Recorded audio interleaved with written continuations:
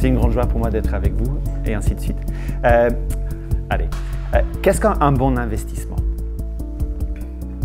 On en parle beaucoup et on lit dans les journaux également. La dernière fois que j'ai posé cette question dans une église, j'ai dit, est-ce que quelqu'un a investi dans le Bitcoin?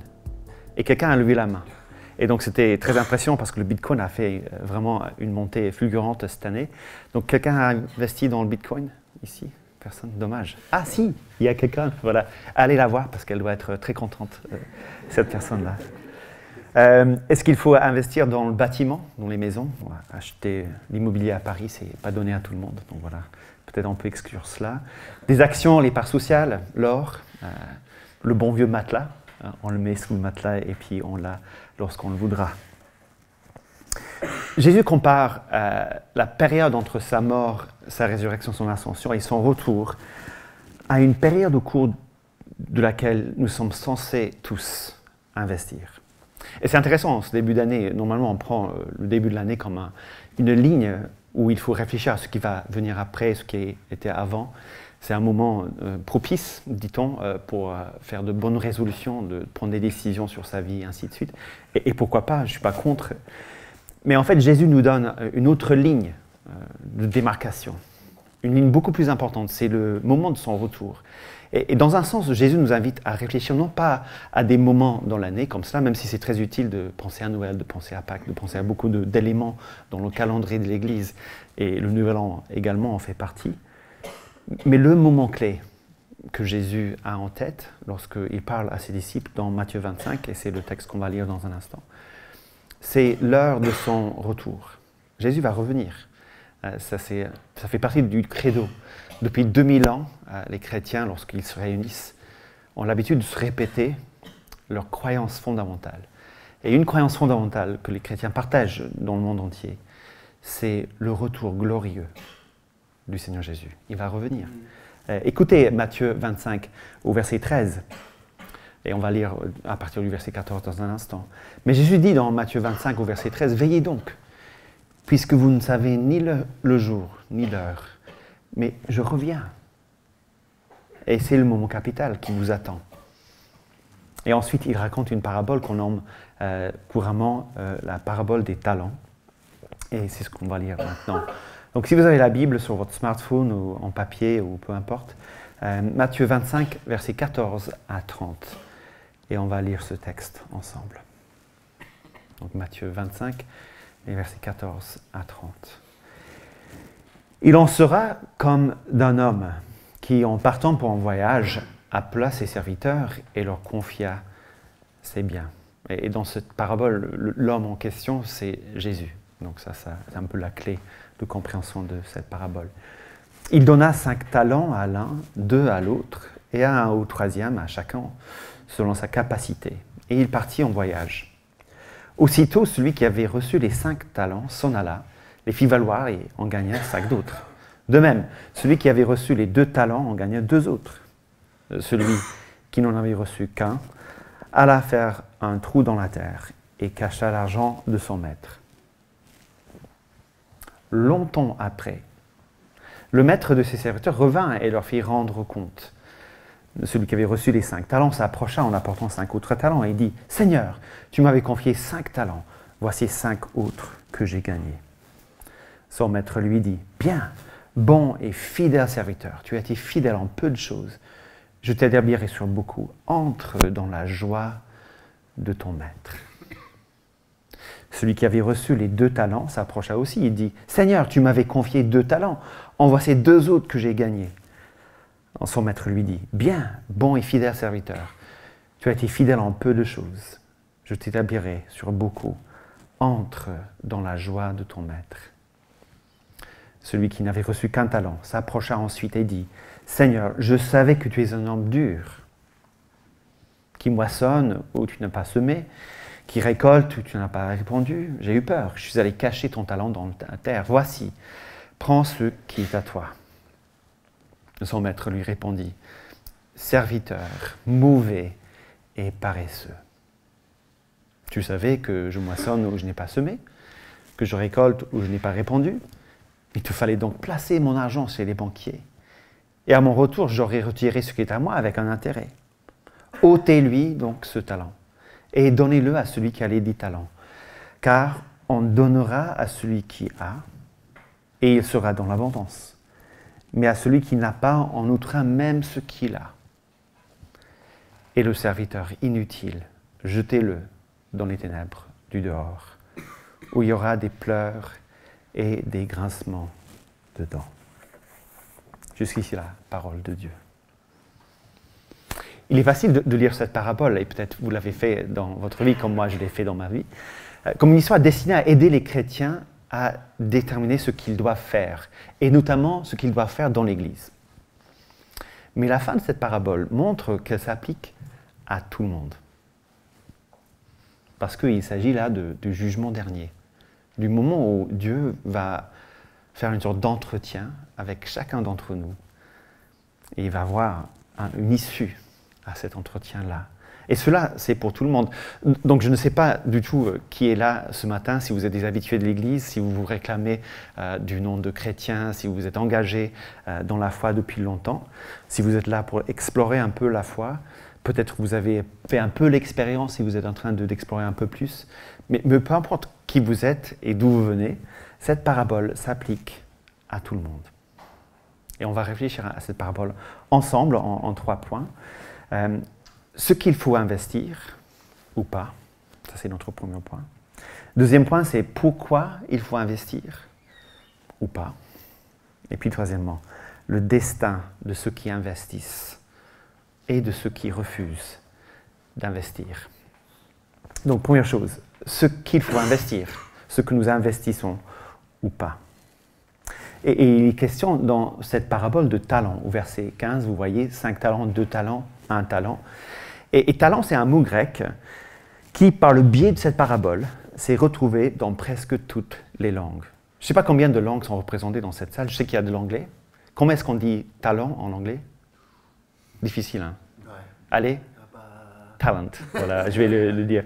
En allemand, on dit talent. En russe, on dit talenti. En espagnol, on dit talentos. En italien, on dit talenti.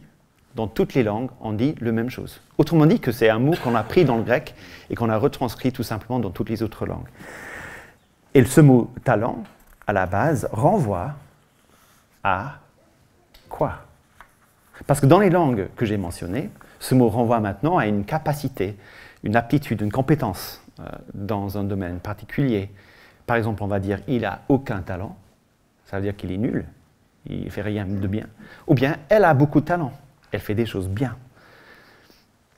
Mais ce qui signifie ce mot ici, lorsque nous lisons ce mot dans cette parabole, dans son contexte, ce n'est pas du tout ça. C'est un poids, tout simplement. Un poids d'argent, d'or ou de matières précieuses. Jésus confie ses biens, le maître confie ses biens à des personnes dans cette histoire, de différentes manières, avec des quantités différentes, chacun. Et donc cela veut dire que lorsqu'on lit cette parabole, normalement, on a en tête cette idée de talent qui veut dire don et capacité. Et donc si on est chrétien, et si on est dans une église, on commence tout de suite à réfléchir à comment nous pouvons utiliser nos dons, nos capacités, dans le contexte de l'église. Par exemple, on va dire j'ai un don de musique, donc mon talent c'est ça, il faut que j'investisse mon talent de musicien dans le cadre du culte du dimanche matin. Et on réduit cette parabole un peu à ça. Ou bien on est doué pour la technique, et donc du coup on investit notre talent de technicien pour cela. Ou bien vidéo, peu importe le domaine. Vous voyez, on réduit la chose à un investissement dans le cadre d'un culte du dimanche matin. Et voilà, le talent, le don dont il est question. Mais il n'est pas question de cela dans cette parabole, ça va beaucoup plus loin, et on va le voir ensemble. Donc dans le verset 15, Jésus donne ses talents, ses poids d'argent qui représentent ses biens, tous ses biens, qui sont censés être investis pendant son absence, son longue absence, verset 19. Et il donne 5 talents d'argent ou d'or à un, 2 à l'autre et 1 au troisième. Et puis c'est dit selon sa capacité à chacun. Donc chacun reçoit selon sa capacité. Ça m'intrigue ça. On aime bien, dans le monde aujourd'hui, penser que tout le monde est au même niveau et qu'il n'y a pas de différence à faire entre les uns et les autres. Et faire une différence, c'est quelque part insulter l'un au privilège de l'autre. Jésus est complètement décomplexé en disant que non, non, toi tu as plus de capacité, je te donne 5 talents à investir pour moi. Toi, tu as un peu moins de capacité, je t'en donne 2. Toi, tu as un peu moins de capacité, je t'en donne 1. Et c'est pas grave. Il n'y a pas un problème. Et on voit ça un peu dans le monde entier, n'est-ce pas? On a des capacités, des possibilités, des ressources, de l'énergie, et ça diffère de personne à l'autre. Et c'est la même chose dans cette parabole-là. Et selon les capacités de chacun, Jésus donne ses biens, et il demande à chacun, selon ses capacités, d'investir ce que l'un et l'autre reçoivent. Ah bon, déjà à ce stade, est-ce qu'on est prêt à accepter que Jésus a le droit de donner un peu plus, un peu moins, à nous, à chacun d'entre nous, selon sa bonne volonté? Est-ce que ça vous va? Parce que c'est comme cela que Jésus parle des choses ici, et de manière complètement décomplexée. Et plus on est décomplexé par rapport à cela, mieux ce sera. Mieux on sera dans la jalousie, dans l'envie, dans la compétition, dans la comparaison. Laissons tout cela de côté. Jésus donne comme il veut à chacun. Il demande à chacun d'investir selon ses capacités. C'est un bon maître qui sait ce qu'il fait et pourquoi il fait ce qu'il fait. Faisons-lui confiance. Il nous donne 5 ou 2 ou 1, selon nos capacités. Alors, si le talent n'est pas donc un don ou une capacité, parce que ça c'est clair dans le texte, qu'est-ce que c'est? Autrement dit, qu'est-ce qu'il faut investir? Et la meilleure définition que j'ai trouvée, c'est la définition suivante. C'est tout ce que nous sommes et c'est tout ce que nous avons. Autrement dit, Jésus nous donne à investir tout ce que nous sommes et tout ce que nous avons pour son royaume et pour son évangile. C'est ça finalement qui ressort de cette parabole. C'est-à-dire que Jésus nous donne à chacun des expériences diverses et variées. Moi, je n'ai pas les mêmes expériences que vous n'avez pas les mêmes expériences que moi, mais toutes les expériences que j'ai eues depuis mon enfance, tout le long de ma vie, j'ai 52 ans maintenant, toutes ces expériences-là sont bonnes à investir pour le royaume du Maître. Positives, négatives, tout ce que j'ai appris, toutes mes opportunités.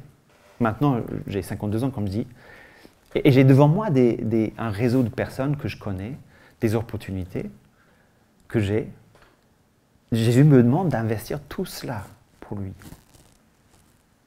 Toutes mes responsabilités. Responsabilités de mari, de père, de voisin, de prochain. Tout ce que je suis, tout ce que j'ai, je dois investir pour l'Évangile et pour le royaume de Dieu. Il s'agit donc bien sûr de mes dons. Donc si j'ai des capacités particulières, si j'ai des dons particuliers, il faut que je les considère comme étant des dons que Dieu me donne, que je dois confier, investir pour lui. Et donc évidemment, si je suis musicien, c'est une très bonne chose d'investir ce talent-là, ce don-là, cette capacité-là dans le cadre de l'Église et dans tous les autres cadres aussi d'ailleurs. Si je suis bien en faisant de l'administration, faisons-le pour la gloire de Dieu, dans l'Église et ailleurs. Peu importe. Oui, donc les capacités que j'ai, les dons que j'ai, si je suis quelqu'un de créatif, si j'essaie d'écrire des poèmes, faisons-le pour la gloire de Dieu et pour l'avancement du royaume. Les dons, les capacités, tout ce que je suis et tout ce que j'ai, investir pour le royaume, investir pour l'Évangile, investir pour le Maître, investir pour Dieu. Et puis on gratte un peu plus. Notre temps. On a tous du temps à investir pour le royaume. Qu'en est-il lorsque je regarde mon agenda? Est-ce que c'est du temps pour moi, tout simplement? Est-ce que c'est du temps qui disparaît dans des choses inutiles? On parle beaucoup de la génération Netflix, de la génération réseaux sociaux. Je ne suis pas contre ces choses, loin de là. Mais la question du temps est posée. Que faisons-nous de notre temps? Ce don de valeur inestimable que Dieu nous a confier? Qu'en est-il de nos finances? Si on regarde nos comptes en banque, est-ce que nos comptes en banque reflètent des priorités tournées vers l'amour du prochain et l'amour de Dieu? Ou est-ce que nos comptes en banque et notre façon de dépenser notre argent est plutôt un reflet de notre amour profond pour nous-mêmes? Vous voyez, lorsqu'on pense à réfléchir à ce que Dieu nous a donné, ce que Jésus a confié à chacun d'entre nous, on commence à voir que ça va beaucoup plus loin qu'exprimer son talent ou son don dans le cadre d'un culte le dimanche matin. Allons un peu plus loin. Qu'en est-il de nos expériences les plus difficiles? Par exemple, de la souffrance. Je sais que la souffrance, c'est l'expérience de tout le monde. Je souffre, tu souffres, il souffre, nous souffrons, vous souffrez, il souffre. Voilà, c'est ça, c'est l'expérience de tous les êtres humains nés depuis Adam. J'ai un très bon ami pasteur en Angleterre qui il a une maladie très grave, et cette maladie grave l'a contraint à mettre fin à son ministère de pasteur. Donc il cherche maintenant une autre façon de vivre. Mais pendant les 6 derniers mois de son pastorat en Angleterre, il a pris la décision de parler de sa souffrance et de prêcher une série de prédications sur la souffrance. Et on lui a dit à la fin de cette série de prédications sur la souffrance que c'était les moments où Dieu l'a plus utilisé pour aider les uns les autres à mieux aimer Dieu, à mieux aimer leur prochain, à grandir spirituellement parlant. Autrement dit, Gary, il s'appelle Gary, a pris sa souffrance. Il a investi pour Dieu. Il a reçu sa souffrance comme une sorte de talent que Jésus lui a donné selon sa capacité à investir pour lui. Alors, je ne vous connais pas, comme je dis, mais je sais qu'il y a des histoires de souffrance dans cette Église qui peuvent être vécues de manière très différente. On peut vivre la souffrance en rébellion contre Dieu, en disant « Pourquoi tu as permis cela ?» En s'éloignant de Dieu, en s'éloignant de la source de vie qui est Jésus. Ou bien, on peut décider de recevoir de sa main tout ce qu'il nous donne, en faisant confiance à sa providence, et en se disant, si je vis ça, c'est pour le bien de ma vie spirituelle, quoique mystérieux, et c'est pour le bien des autres qui m'entourent.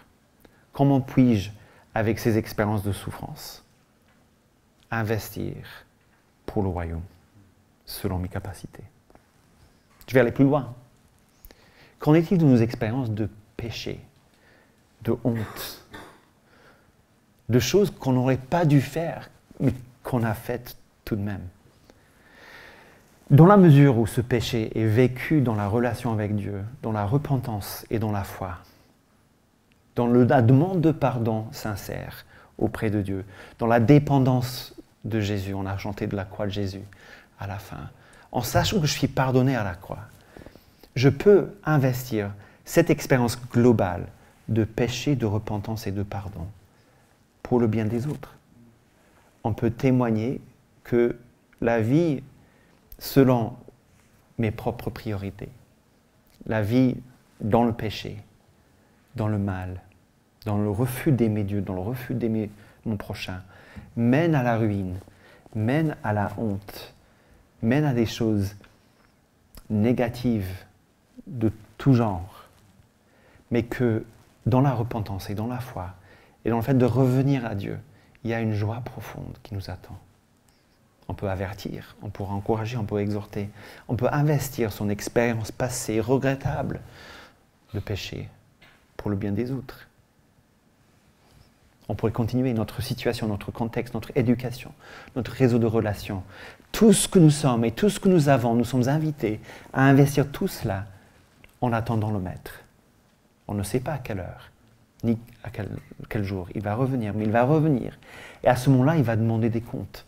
Est-ce que j'ai investi tout ce que je suis et tout ce que j'ai pour le royaume et pour l'Évangile?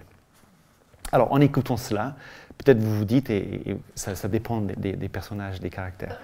Il y en a qui disent, ouais, bon, on verra.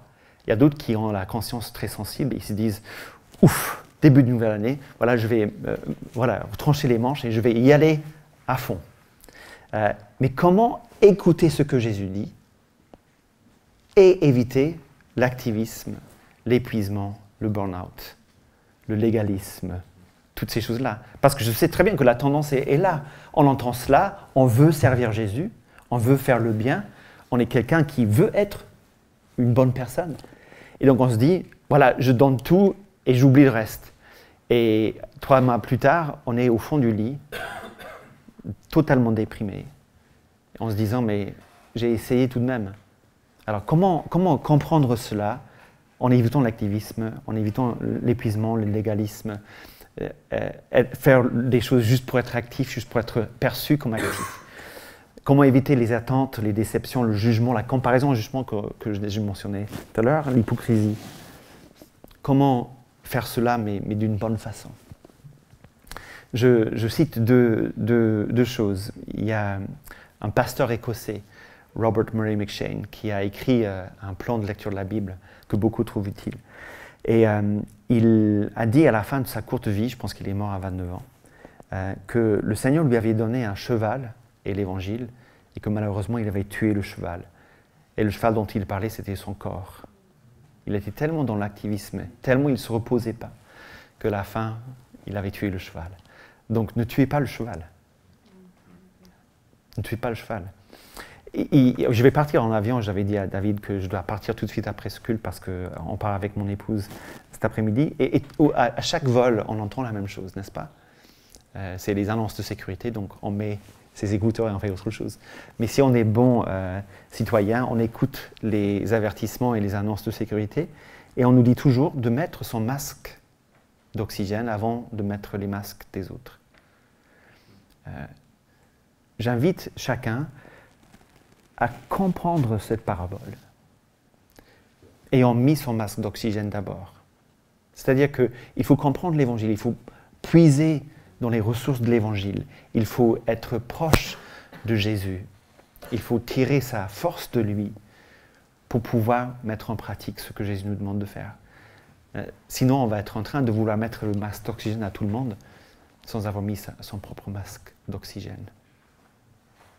Et tout cela nous amène à nos motivations. C'est notre deuxième point. Voilà ce qu'il faut investir, tout ce que nous sommes, tout ce que nous avons. Mais pourquoi? Pourquoi est-ce que nous investissons ou pas?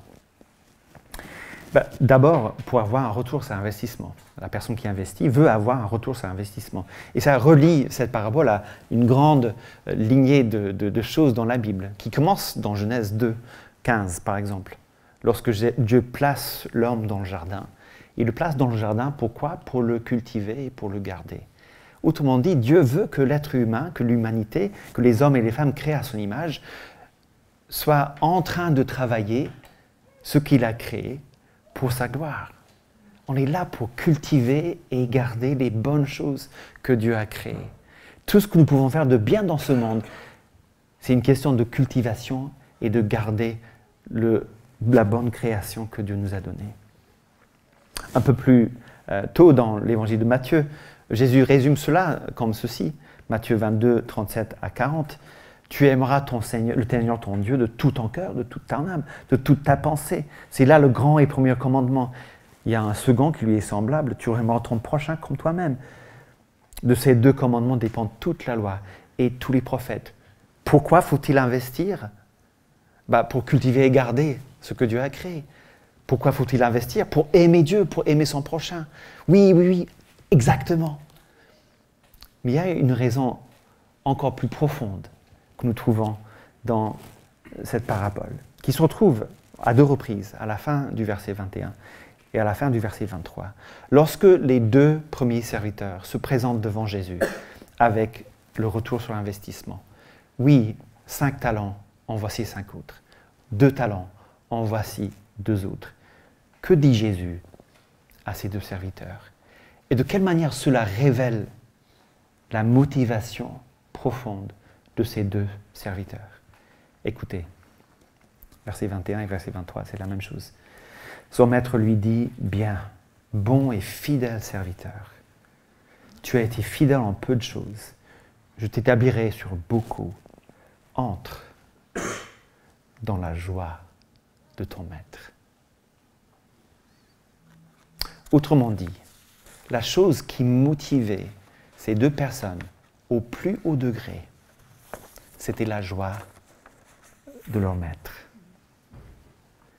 Ils voulaient voir le sourire de leur maître en recevant les 5 autres talents, en recevant les 2 autres talents. La joie de leur maître. Si vous avez des enfants, vous savez très bien que parfois les motivations des enfants ne sont pas les plus pures. Parfois les enfants sont motivés par autre chose que la joie de leur père, par exemple. Mais je me rappelle, et je nommerai pas la personne concernée, quelqu'un qui arrive à table, qui m'offre à boire, qui me sert, qui fait tout ce que je veux. Je suis vraiment flatté. Je me dis, enfin, une réussite dans l'éducation de mes enfants. Elle veut me servir, elle veut faire ma joie. Et puis après, elle me pose la question, qui tue? Est-ce que je peux regarder cette émission-là tout de suite après le déjeuner? Bon, voilà, j'ai vu la motivation profonde de la personne n'était pas vraiment ma joie. Et ça s'est avéré le soir, lorsque, à table, elle ne m'a rien offert. Parce qu'elle avait déjà regardé son émission. Donc la motivation était épuisée à ce moment-là. Mais en fait, la motivation que nous avons, c'est Jésus et sa joie. Si nous avons cette motivation-là, lorsque nous sommes en train de tout investir, tout ce que nous avons, tout ce que nous sommes, on le fait d'une autre manière.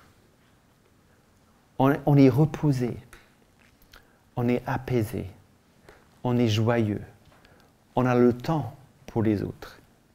On n'est pas pressé, on n'est pas anxieux, on n'est pas sous tension, on n'est pas sous pression. On est en train de vivre les choses avec notre Maître. Et sa joie future nous motive profondément pour pouvoir respirer et servir aujourd'hui. Ça devient un privilège plutôt qu'un devoir. J'ai ce privilège de tout investir pour mon Maître.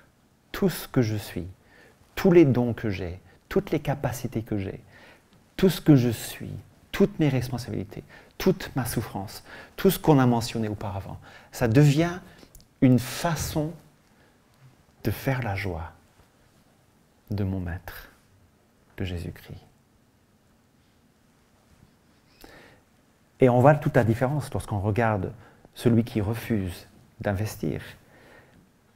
Tout comme la motivation des 2 premiers, c'était centré sur Jésus, centré sur leur appréciation de qui était Jésus, de sa personne. De la même manière, la personne qui refuse d'investir se trompe fondamentalement sur qui est Jésus, sur la personnalité, le personnage de Jésus. Vous voyez? Verset 24. Celui qui n'avait reçu qu'un talent s'approcha ensuite et dit « Seigneur, je savais que tu es un homme dur, qui moissonne où tu n'as pas semé, qui récolte où tu n'as pas répandu. J'ai eu peur, je suis allé cacher ton talent dans la terre. Voici, prends ce qui est à toi. »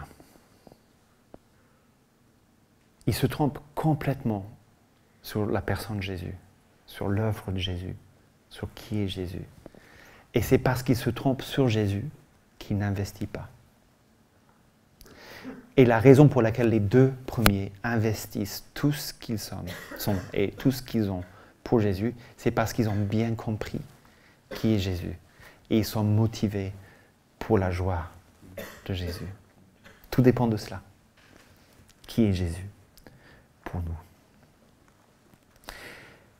Et en fait, on remarque ici, et c'est une sorte de note de bas de page, Jésus préfère de loin qu'on prenne des risques pour lui, en investissant tout ce que nous sommes et tout ce que nous avons pour lui, quitte à nous tromper, quitte à faire des erreurs, quitte à voir les choses ne pas marcher, que de rester inactif par la crainte de ne pas réussir. Le projet que nous avons d'implantation dans le 5e arrondissement de Paris, ça marchera pas. En fait, ce n'est pas mon problème. Moi, je veux investir tout ce que je suis, tout ce que j'ai, pour la joie de mon Maître. Advienne ce qui adviendra. Dernier point. Le destin des investisseurs et de ceux qui refusent d'investir. Nous l'avons vu un peu déjà, à la fin du verset 21 et à la fin du verset 23. Celui et les deux qui ont investi comme il fallait pour le mettre, entrent dans sa joie et reçoivent par la suite, et ça le voit dans les versets 26 et suivants, du travail productif à faire au-delà du retour du maître. Autrement dit, ce qui nous attend en tant que chrétiens, je ne sais pas si vous êtes tous convaincus de cela pour le moment, mais écoutez bien, c'est que le ciel qui nous est promis n'est pas un ciel où on flotte sur des nuages en train de jouer à la harpe. C'est un travail productif dans un monde recréé, physique, matériel, renouvelé entièrement pour la gloire de Dieu, où nous aurons des corps ressuscités, réels, physiques, matériels. On aura du travail productif à faire pour encore faire la joie de notre Maître pour l'éternité. C'est ça qui attend, c'est ça l'espoir, l'espérance des chrétiens de retrouver de l'autre côté de la mort, de l'autre côté du retour de Jésus-Christ, un monde entièrement renouvelé à la gloire de Dieu et un travail productif à accomplir, même à ce moment-là. Regardez le verset 28, « Ôtez-lui donc le talent à celui qui n'a pas investi, et donnez-le à celui qui a les 10 talents, car on donnera à celui qui a, il sera dans l'abondance, mais à celui qui n'a pas, on ôtera même ce qu'il a. » Et regardez aussi à la fin des recommandations de Jésus dans les versets 21 et 23. « Tu as été fidèle en peu de choses, je t'établirai sur beaucoup. » Voilà, il y a un travail productif qui attend ceux qui investissent tout ce qu'ils sont, tout ce qu'ils ont pour la gloire et la joie de leur maître. Ou bien l'autre destin. Le serviteur inutile, verset 30. Jetez-le dans les ténèbres du dehors, où il y aura des pleurs et des grincements de dents. Cela parle d'une exclusion de la bonté, de la grâce, de la joie de Dieu pour l'éternité. Cela parle de regret, de remords, d'un sentiment profond d'avoir complètement loupé la chose. Henri Blocher écrit de manière très bien sur la fin des temps et sur le destin qui attend ceux qui refusent la joie et la grâce de Dieu, comme étant emprisonnés dans une pensée éternelle de regret et de remords, proportionnelle à ce qu'ils ont fait ou pas fait dans leur vie. Grincement de dents, pleurs, exclusion. Le peu que nous avons nous est retiré, on perd tout. Jésus nous demande de tout investir pour lui et pour l'Évangile en vue de la joie éternelle. Il nous présente un autre destin également. Et peut-être vous êtes là en train d'écouter cela et vous dites « c'est dur, difficile ». Peut-être vous n'êtes pas encore convaincu de la foi chrétienne et vous dites « ça c'est difficile à entendre ». Sur quelle base et de quel droit Jésus peut-il demander une telle chose à ceux qui veulent le suivre? Comment il peut demander à investir tout ce que nous sommes, tout ce que nous avons pour lui de cette manière-là? Parce qu'il était le premier à le faire. Jésus, lui, a tout investi, n'est-ce pas? Il a tout abandonné. Il était, on s'est rappelé de cela pendant la période de Noël, il a quitté son ciel de gloire pour investir tout ce qu'il était et pour investir tout ce qu'il avait pour le bien de l'humanité. Pendant sa vie sur terre, il a investi tout ce qu'il était et tout ce qu'il avait pour l'Évangile et pour le royaume. Ses dons, certainement. Jésus lisait les Évangiles, a investi son enseignement, sa guérison, son hospitalité, son amour, tout le temps, tout ce qu'il est, tout ce qu'il a pour les autres. Son temps, absolument. Son argent, sur terre, il n'en avait pas. Ses expériences de vie, ah oui, Jésus qui s'assoit avec la femme samaritaine. Jésus qui entend et qui écoute Nicodème. Jésus qui guérit les paralysés, les muets, les sourds, qui délivre ceux qui sont en prise. Sa douleur, son bonheur. Jésus investit tout.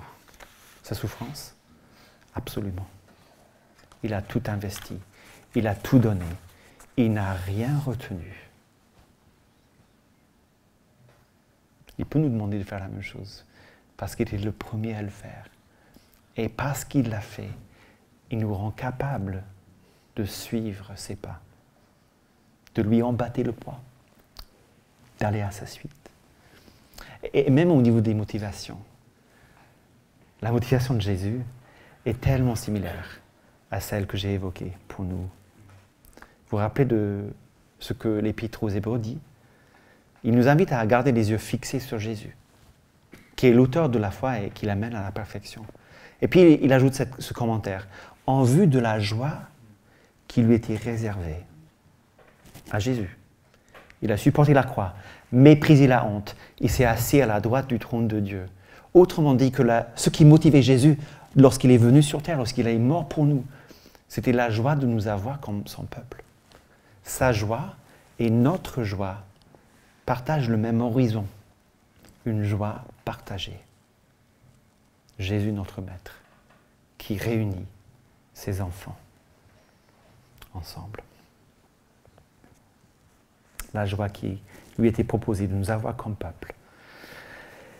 Et nous faisons l'expérience de cette joie lorsque nous venons à lui, d'abord en repentant ses foi, et puis tout le long de la vie chrétienne en repentant ses foi, pour le servir, lorsque nous vivons pour lui, lorsque nous souffrons pour lui, lorsque nous investissons toute notre vie pour lui, nous expérimentons réellement cette joie-là. La joie, a dit C.S. Lewis, est l'affaire sérieuse du ciel.